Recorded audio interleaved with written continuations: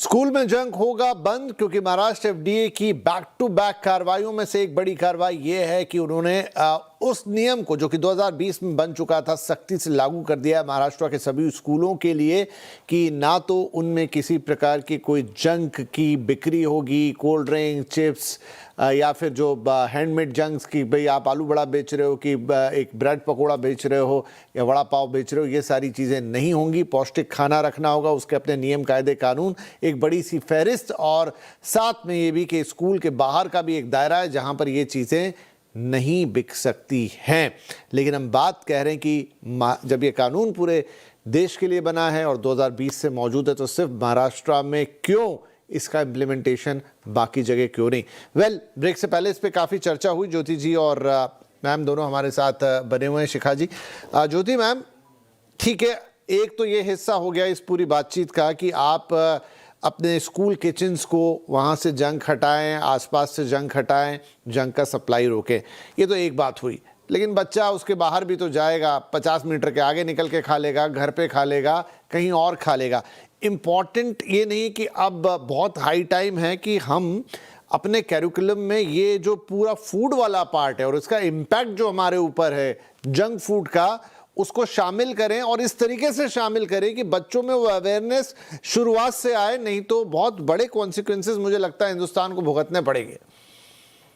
देखिए, food and nutrition शुरू से ही करिकुलम में रहा है और अभी नहीं, हम सब ने बचपन में पढ़ा है कि प्रोटीन क्या है, विटामिन्स क्या है, क्या एक बैलेंस थाली होती है, क्या बैलेंस्ड खाना है।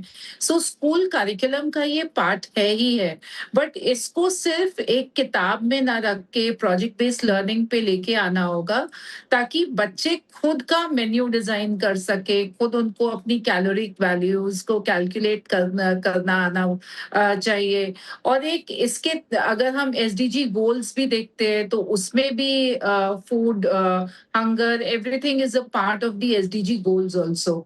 तो बच्चों को ये जरूरी है कि सब स्कूल इसको प्रोजेक्ट बेस्ड लर्निंग पे लेके जाएं और बच्चों को ना सिर्फ एक किताब में पढ़ाएं पर उसके छोटे छोटे प्रोजेक्ट्स करें बच्चे और खुद ये समझे और बाकी अपने आसपास के लोग हैं, अपने आसपास उनके सिबलिंग्स हैं या आस पड़ोस में रहते हैं या अंडर प्रिविलेज भी उनके आसपास बच्चे रहते हैं, तो सबको वो समझाएं कि गुड न्यूट्रिशन क्या है और किस तरीके से हमें बैलेंस्ड खाना खाना चाहिए।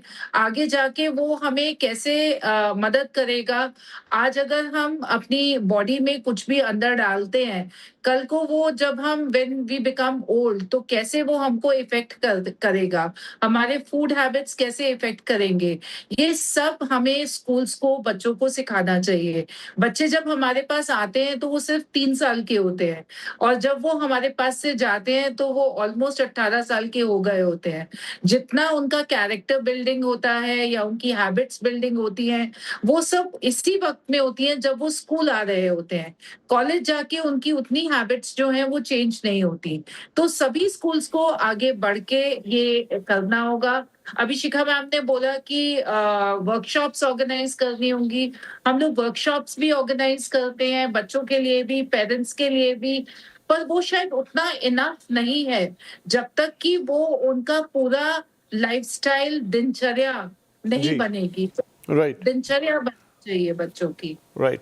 क्विकली शिखा मैम, कि देखिए मैम ने भी कहा कि वैसे तो वो किताबों में, टेक्स्ट बुक में हमेशा से मौजूद हैं, ऐसे भी बताया जाता है, लेकिन वो इफ़ेक्टिव नहीं है, उससे किसी की आदत नहीं बनती, उसके दिमाग में वो बात उस तरीके से नहीं पहुंचती कि भाई ये मेरे लिए कितना हानिकारक है या एक तरह का एक स्लो, धीरे धीरे आपको डैमेज करने वाली चीज़ है। क्या इसकी प्रैक्टिकल अप्रोच हो सकती है? और ये बात बिल्कुल सही है कि जो बात स्कूल में सिखाई जाती है वो बच्चों के लिए पत्थर की लकीर होती है, वो एक बार अपने माता पिता की बात नहीं मानते, लेकिन स्कूल टीचर ने कहा या स्कूल में सिखाया गया तो वो उनके अंदर चला जाता है। बट कैसे करना होगा? आपने ये बहुत ही सही कहा और मैडम ने भी बहुत करेक्ट कहा कि experiential learning actually is the real learning. आप किताबें रट सकते हैं, मार्क्स भी ला सकते हैं, बट जो एक्सपीरियंशियल लर्निंग है वही आपको लाइफ लॉन्ग रहती है आपके साथ। तो डेफिनेटली प्रोजेक्ट बेस्ड होना चाहिए, एक्सपीरियंशियल होना चाहिए। दे शुड एक्सपीरियंस कि हेल्दी फूड क्या होता है, उसको वो साथ मिलके उसको खा सकते हैं, बना सकते हैं। उसमें बहुत ज्यादा लंबी चौड़ी कुकिंग की भी रिक्वायरमेंट नहीं होती। तो definitely I am for this. Second thing जो मैं यहाँ पे ऐड करना चाहूंगी, अगर आप वेस्टर्न वर्ल्ड स्पेशली अमेरिका और आप जापान को कंपेयर करें, जापान बहुत ही डेवलप्ड कंट्री है, मगर वहां पे वो बीमारियां नहीं है जिसको हम एक एफ्लुएंस की बीमारियां कहते हैं। और उसका कारण है कि उन्होंने अपने ट्रेडिशंस को नहीं छोड़ा। उसी तरह से मैं चाह रही हूँ कहना कि इंडिया में जो हमारा ट्रेडिशनल आयुर्वेद है, जैसे हरी चटनी की जो है वो केचप से बेटर है, या इस तरह की जो चीजें हैं जो हमारे ट्रेडिशन में आयुर्वेद में हेल्थ के रूप में मानी जाती हैं, फूड एज मेडिसिन माना जाता है, अगर उसकी भी टीचिंग हम अपने करिकुलम में लेके आए, क्योंकि वो बिल्कुल मिसिंग है। हमारा करिकुलम जो न्यूट्रिशन का है वो सिर्फ वेस्टर्न साइंस पे आधारित है। उसमें जो हमारी फूड एज हीलिंग की जो नॉलेज है, जो आयुर्वेद में एग्जिस्ट करती है, not Ayurvedic medicine but Ayurvedic आहार, अगर उसको भी जोड़ा जाए तो I think that can be a win win situation.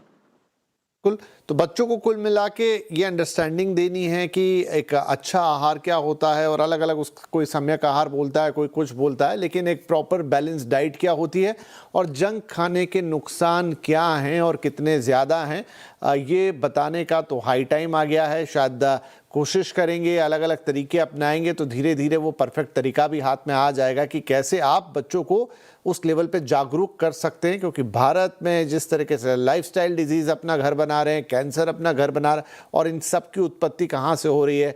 गलत खाने से। तो एफडीए को तो अपना काम करना ही करना है कि सब रोकना है, सब चीज़ों को इम्प्लीमेंट कराना है। कानून ऑलरेडी हैं लेकिन सख्ती से उनका पालन हो, ये उतना ज़रूरी है। दूसरी तरफ इन कानून तक पहुंचने की ज़रूरत ही ना पड़े, अगर पहले ही उस तरह की शिक्षा, उस तरह की ट्रेनिंग हो तो आधी समस्या तो वहीं सॉल्व हो जाएगी। बहुत शुक्रिया ज्योति मैम, शिखा मैम, इस कार्यक्रम में हमारे साथ शामिल होने के लिए। आई थिंक शुरुआत यहीं से कि बातचीत की जाए, बार बार वो बात की जाए तो शायद उन चीज़ों का असर होना भी शुरू हो जाता है। बहुत शुक्रिया आप दोनों का। नमस्कार।